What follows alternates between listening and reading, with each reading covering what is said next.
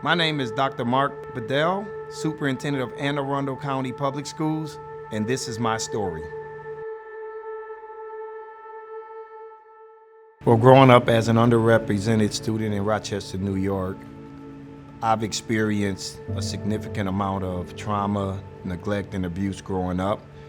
I am very fortunate, and I will say blessed, to have been the only one out of eight siblings to make it past the 9th grade in my family. I was a homeless kid at one point. I was a ward of the state of New York, meaning that our families were split up and we lived in different homes. I had a 2nd grade teacher who told me I was dumb, ugly, and wouldn't amount to anything, and I stopped going to school in the 2nd grade. It wasn't until we were split up by the Child Protective Services that I was able to move in with a relative that took us in and took us out of our situation. And then eventually we would move back in with my mom. I think 7, we moved in with my aunt. 14 going on 15, moved back in with my mom. But the conditions didn't change. And what tends to happen with students like myself is educators sometimes understand that there's nobody coming to advocate. And so what happened with that 2nd grade teacher tends to be something that is a norm for certain kids when they know they don't have anybody coming to advocate on their behalf.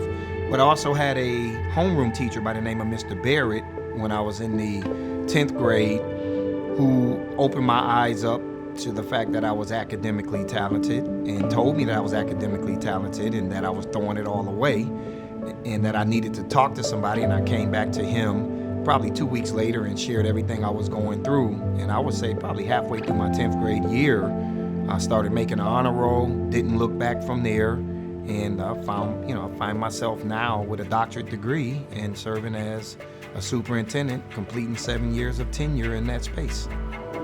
We have a responsibility to understand how the system has been designed and how the system has been designed to hurt Black and brown children intentionally.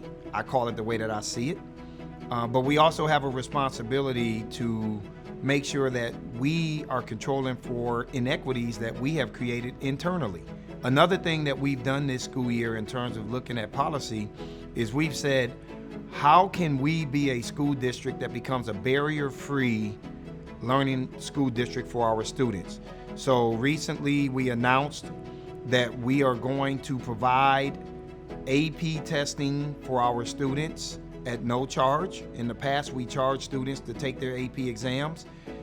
We have a law called Blueprint for Maryland Future, which also requires that our students are college and career ready by the end of 10th grade.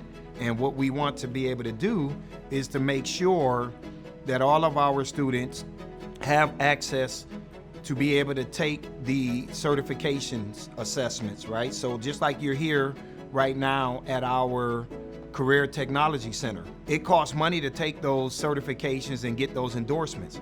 Well, if you are CCR prepared, the school district's gonna pay for that, as many of them as you want to take. We're gonna do the same for advanced placement exams. We're gonna do the same for dual credit. So the kids who want to take dual credit, we're gonna pay for it. So now we've eliminated these socioeconomic status barriers that prevent certain kids from having access. I never got invited to take an AP class. Not because I didn't have the ability to do it, people didn't see it in me. And so even if I wanted to try to take that because I wasn't invited in, I wasn't going to be admitted. What I'm sharing with folks here is, if we have students who want to take it, we have a responsibility to allow them to have admittance in there and to provide the support so they can be successful.